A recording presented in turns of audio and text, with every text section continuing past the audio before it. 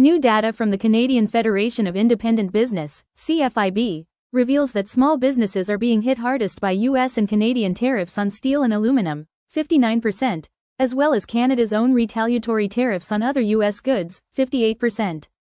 In addition, nearly one-third of Canadian SMEs will be negatively affected by the loss of the $800 US de minimis exemption. Small businesses don't have a lot of runway left. They are trying their best to absorb the costs, but if nothing changes, they will be forced to make some tough decisions, said Corinne Pullman, Executive Vice President of Advocacy at CFIB. The worst outcome for Canada in the trade war is a bad deal, but the second worst outcome is the never-ending uncertainty small business owners have been wrestling with for the past 6 months. The federal government needs to provide some stability and return tariff revenue to help small businesses.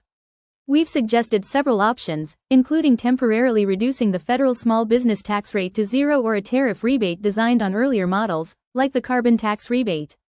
CFIB data shows that the trade war is squeezing small businesses on every front.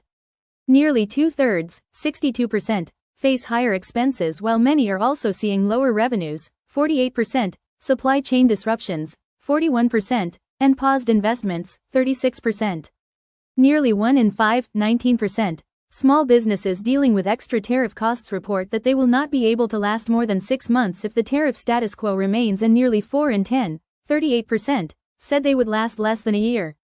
With Ottawa collecting billions in additional tariff revenue on U.S. imports, a strong majority, 82%, said the government should ensure that any tariff revenue that is returned includes support for smaller businesses affected both directly and indirectly by trade disruptions.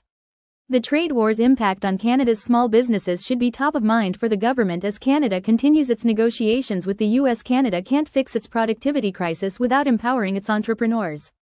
If the government wants to build one Canadian economy, it needs to ensure small businesses are part of the solution, and that includes providing them with tariff support during this very challenging time, Pullman said.